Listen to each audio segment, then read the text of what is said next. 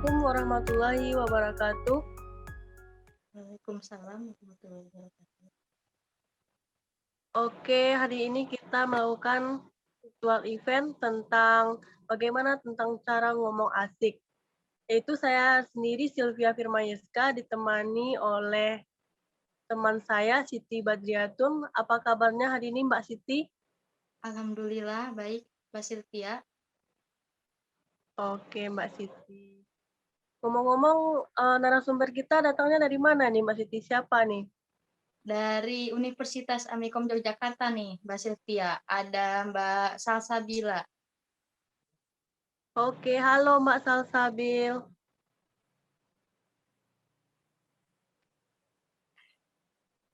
Untuk tidak memperpanjang, selanjutnya saya akan berikan langsung saja kepada Mbak Siti selaku moderatornya. Sebelumnya terima kasih Mbak Sylvia yang sudah Ya, memberikan sama-sama. saya melanjutkan rangkaian acara pada siang hari ini. Oke, di sini ada narasumber kita yang sangat kece dari Universitas Amikom Yogyakarta. Ya, ada Mbak Salsabila Audrey.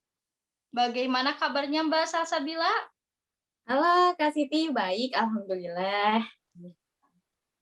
Mbak Salsabila, di sini tuh Mbak Salsabila tuh akan memaparkan materi tentang belajar ngomong yang asik ya Mbak Salsabila.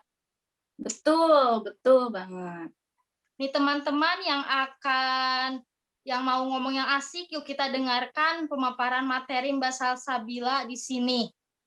Nah, Mbak Salsabila mungkin kami akan memberikan waktu juga gitu ke Mbak Salsabila untuk pemateri sekitar 10 menit untuk pemaparan materinya, Mbak Sabil. Oke. Nah, kami persilakan untuk narasumber kita Mbak Sabil yang sangat kece. Silakan Mbak Sabil untuk memaparkan materinya.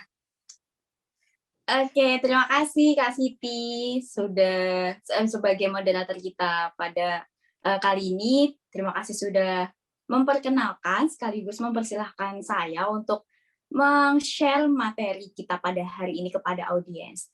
Oke, sebelum kita masuk ke materi, Sabil ada pantun dulu nih. Ada Indra, ada si Dini. Bareng-bareng beli gandum ke rumah Yahya. Halo, Sabil di sini. Assalamualaikum semuanya. Selamat siang. Semoga kita dalam keadaan yang sehat dan selalu diberkahi oleh Tuhan Yang Maha Esa. Nah, di sini langsung aja, Sabil nggak mau basa-basi karena waktu yang diberikan buat Sabil share materi itu juga sangat singkat ya. Jadi kita langsung aja. Kita akan belajar materi tentang belajar ngomong yang asik. Apa sih itu belajar ngomong yang asik? Jadi materi kita pada hari ini itu berisi tentang yang pertama ada apa yang harus disiapkan kalau mau ngomong yang asik. Nah, terus nomor 2 itu bagaimana cara kita berbicara yang baik, asik, dan tentunya juga menarik. Terus nomor 3 itu ada hambatan yang biasanya terjadi kalau kita lagi ngomong nih.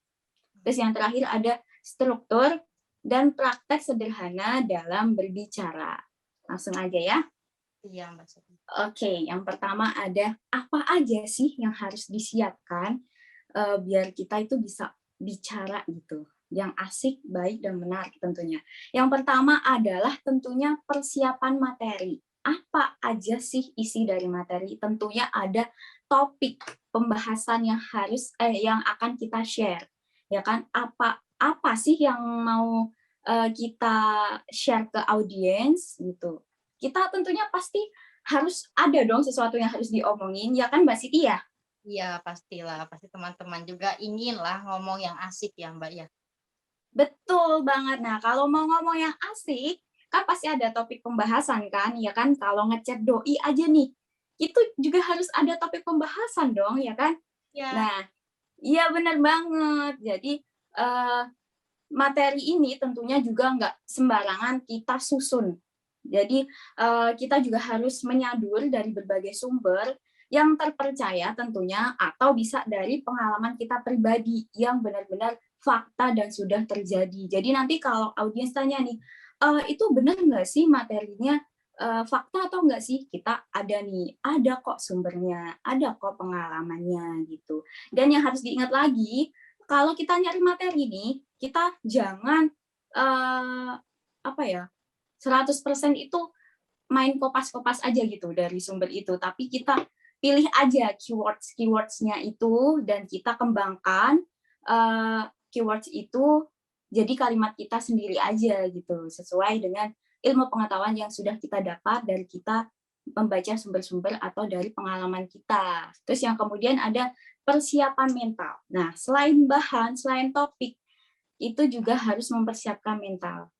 Nah, nanti gimana kalau gugup, mengatasinya gimana, terus gimana kalau kita deg-degan, terus gimana kalau kita kurang pede, ngatasinya gimana, terus gimana kita mempersiapkan diri kita, mempersiapkan dan berusaha beradaptasi dengan lingkungan kita, lingkungan yang akan kita hadapi ini, gitu. Terus kemudian selain materi, mental tentunya penampilan dong, ya kan Mbak Siti ya?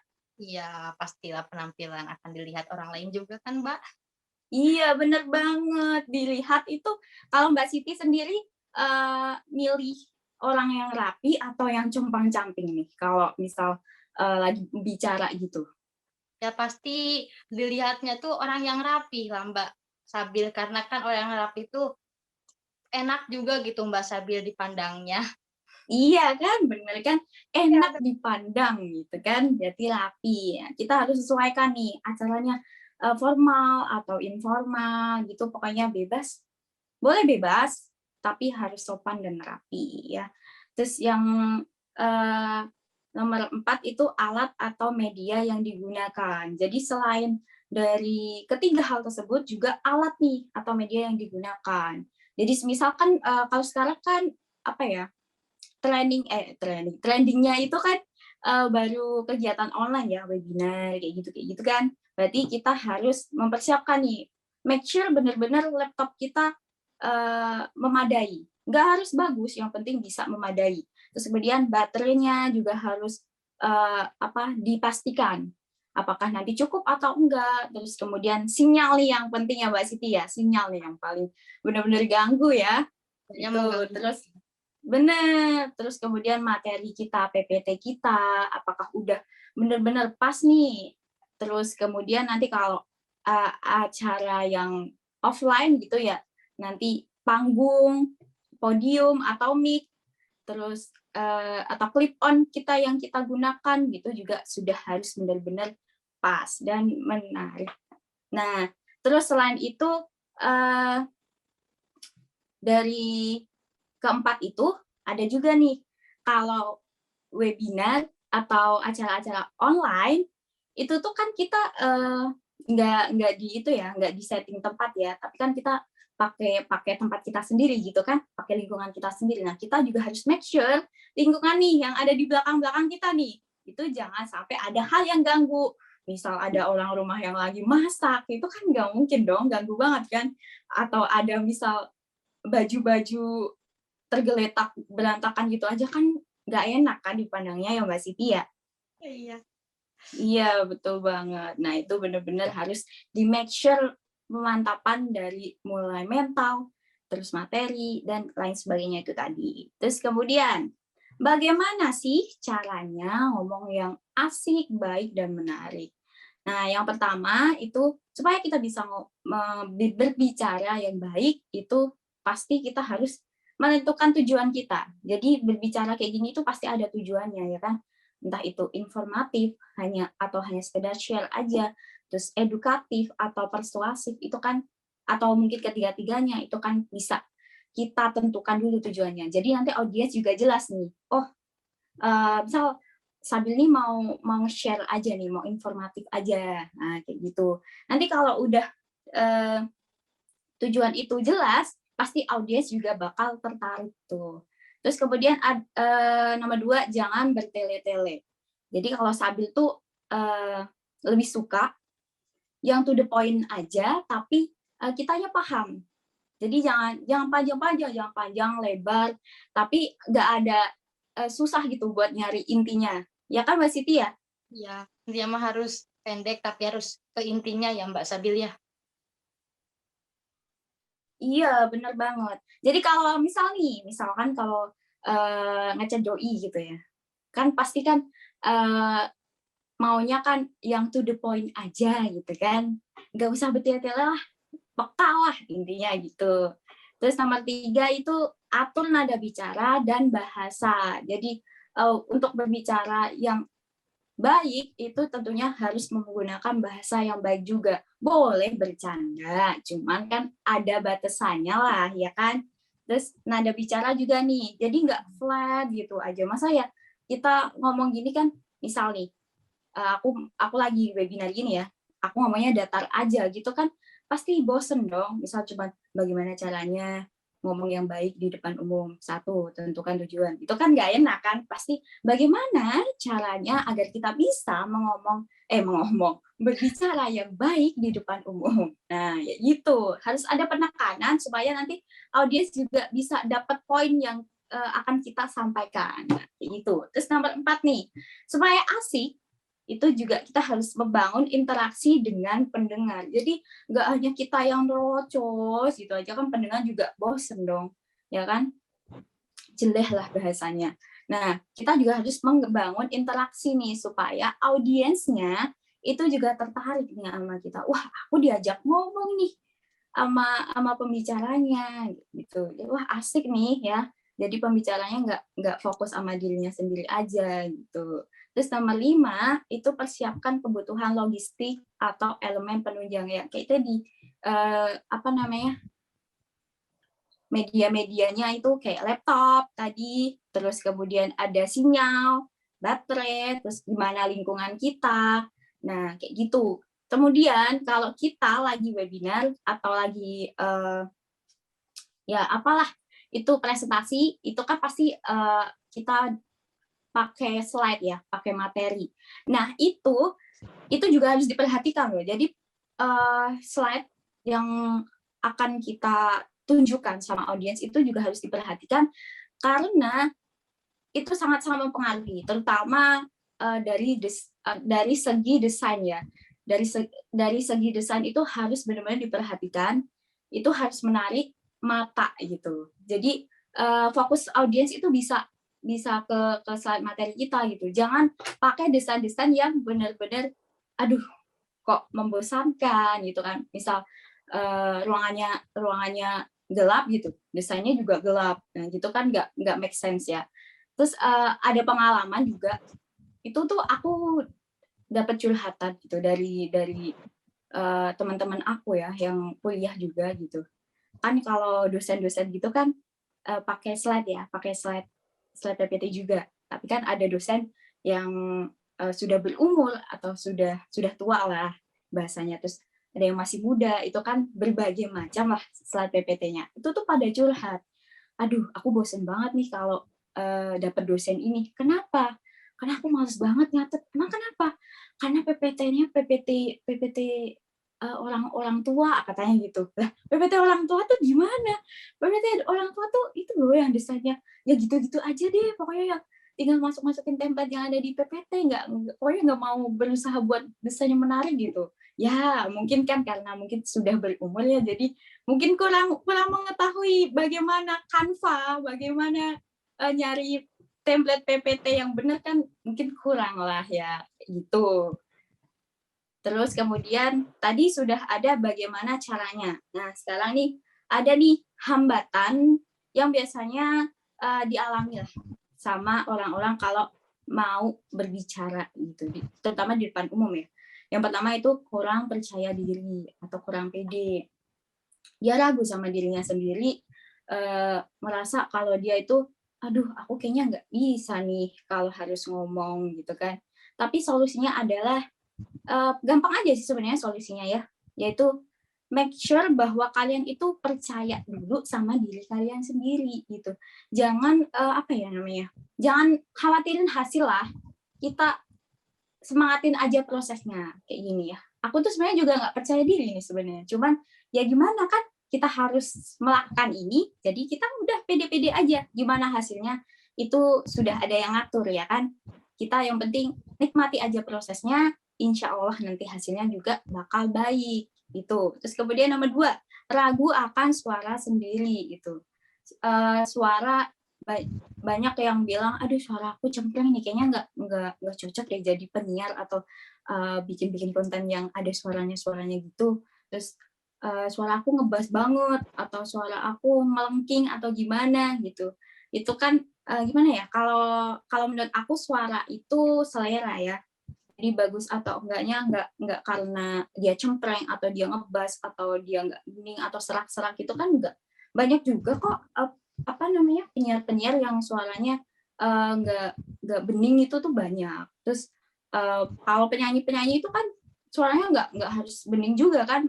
Kalau ada penyanyi yang suaranya serak, ada penyanyi yang suaranya kecil. Banyak. Pokoknya kalau menurut aku suara itu selera.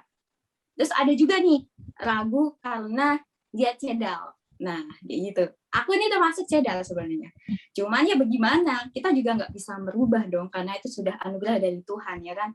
Jadi jangan jadikan kekurangan itu membelenggu diri kita, sehingga kita tidak bisa berkembang dan mengembangkan apa yang ada di dalam diri kita gitu. Tapi manfaatkan kekurangan itu untuk membuktikan bahwa kita itu istimewa.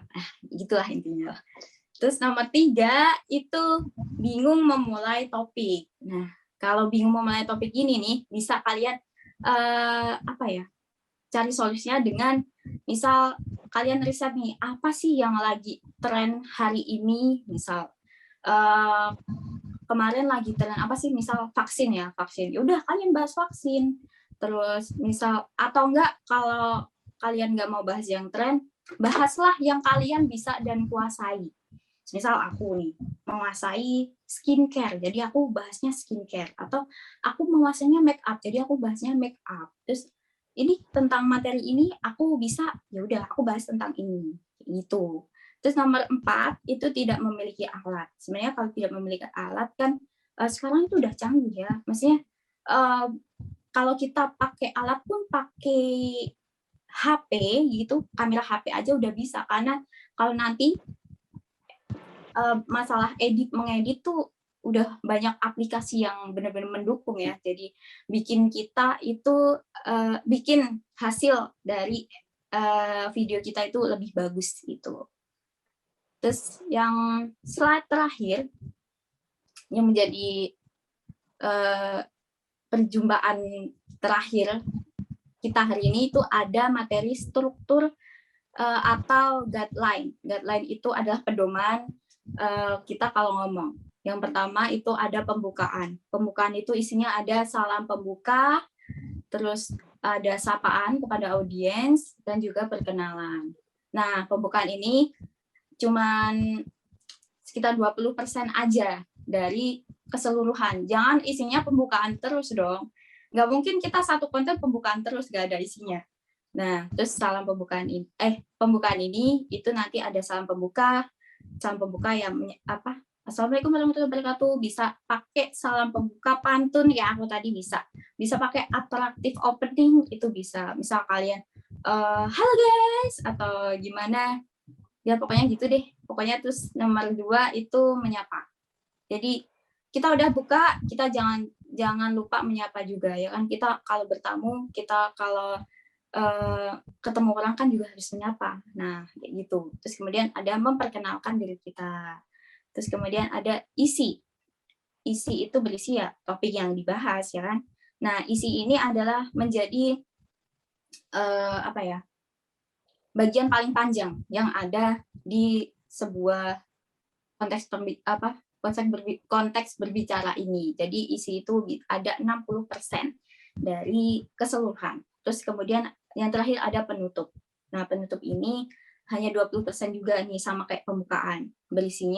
Isinya ada kesimpulan, terus ada quotes, ada pamit, dan ada salam penutup. Nah, kayak gitu. Terus kemudian nanti salam penutup juga bisa pakai pantun tadi. terus pakai atraktif closing juga bisa kayak gitu. Terus kemudian ada praktek berbicara sederhana. Kalau kalian membayangkan berbicara itu kayak webinar di misal di ballroom gitu, terus banyak audiens, itu enggak.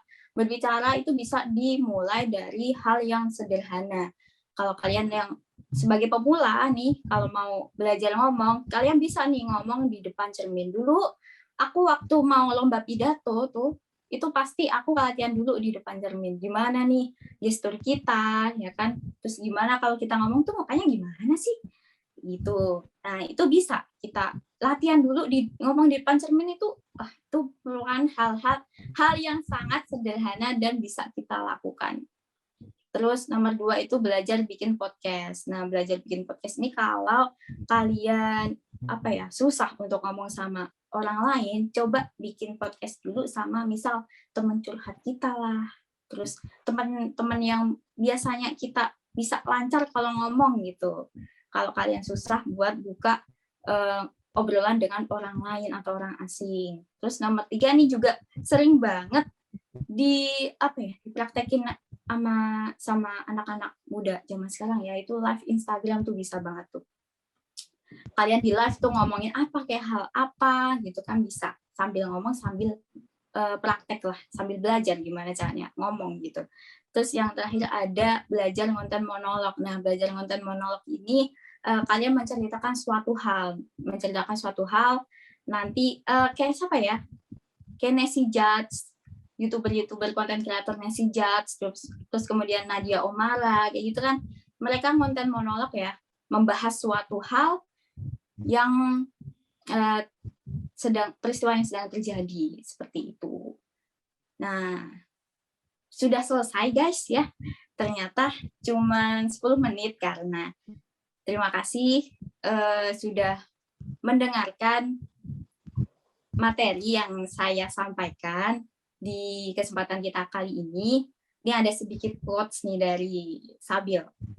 Berbicara itu sebenarnya hal yang biasa, tapi bagaimana kita bisa memberikan kesan mendalam untuk orang lain lewat berbicara, itu yang luar biasa.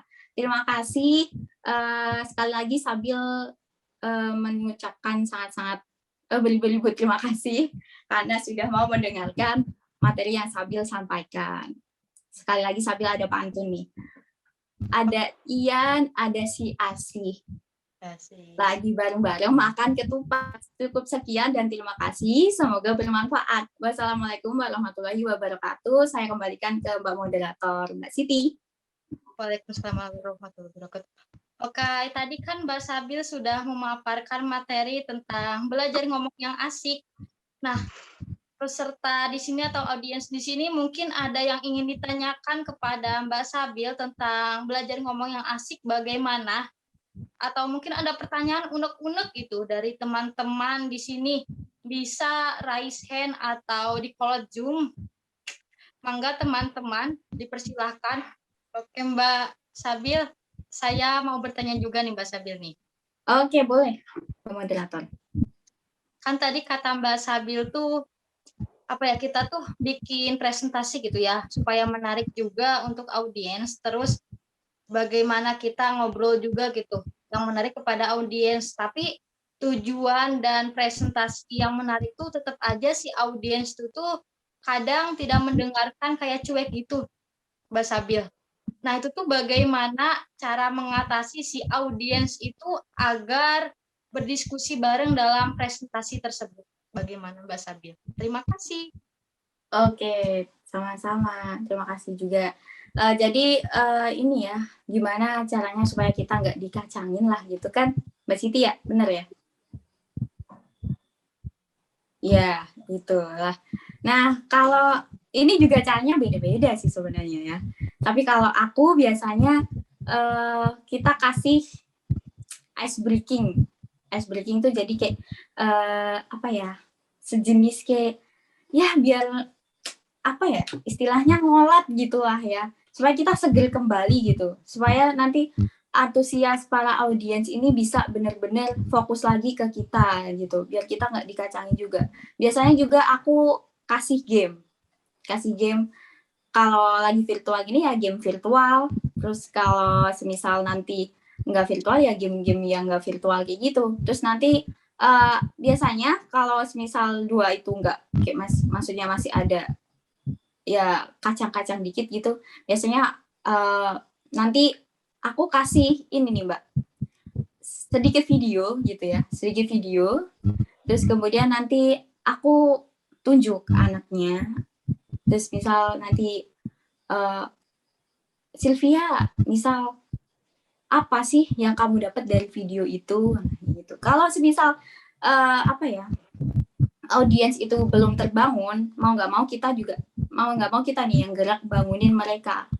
Jadi kita yang aktif, kita yang ngajakin lah intinya audiensnya itu biar juga tertarik sama kita. Makanya sebelum kita presentasi, make sure dulu kalau kegiatan kita berbicara ini itu benar-benar ada tujuannya. Jadi kalau ada tujuannya tuh kemungkinan besar audiens itu juga bakal tertarik nih. Wah, tujuannya apa nih? Misal pelatihan ngomong yang asik dan menarik gitu. Wah, aku kayaknya butuh banget nih. Berarti aku benar-benar harus memperhatikan banget. Aku harus antusias banget nih kalau kayak gini nih. Terus kemudian juga kita harus membuat materi kita itu membangkitkan rasa penasaran para audiens gitu loh. Kayak gitu Mbak Siti. Bisa menjawab nggak Mbak Siti? Ya, terima kasih Mbak Sabil atas jawabannya Mbak Sabil. Oke, sama-sama. Masih ada nggak pertanyaannya Mbak Siti? Sudah tidak ada Mbak Sabil. Mungkin dari audiens yang lain ada yang mau ditanyakan lagi? Atau cukup nih? Cukup ya kayaknya Mbak Siti ya. Mungkin kita langsung ke kesimpulannya aja ya Mbak Sabil ya. Boleh, monggo Mbak Siti. Mungkin ya kesimpulan dari belajar ngomong yang asik itu tata caranya mungkin ya kayak dimulai dari diri kita sendiri ya Mbak Sabil ya. Kayak kita tuh sering latihan di depan cermin, terus sering podcast gitu, ngobrol-ngobrol sama teman gitu ya Mbak Sabil ya. Dan mungkin jika teman-teman ingin belajar juga gitu ya public speaking, dimulai juga dari ngobrol di depan cermin gitu. Nah mungkin sampai situ aja ya kesimpulan dari saya Mbak Sabil. Oke, terima kasih kepada Mbak Sabil atas pemaparan materinya. Dan saya kembalikan kepada MC Mbak Sylvia. Mangga Mbak Sylvia. Oke, terima kasih Mbak Siti. Terima kasih Mas Sabil tentang materi yang diberikan, sangat menarik ya pada hari ini. Untuk itu kita melakukan foto bersama dulu ya Mbak. Oke. Penutupan. Boleh. Oke. 1, 2. Tunggu bentar ya.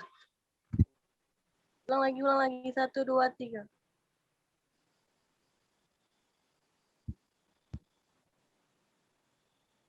Udah. Sudah. Yeah. Oke, mungkin hanya itu yang dapat disampaikan oleh materi pada hari yang ini. Dan terkurang kami mohon maaf. Assalamualaikum warahmatullahi wabarakatuh. Terima kasih. Assalamualaikum warahmatullahi wabarakatuh.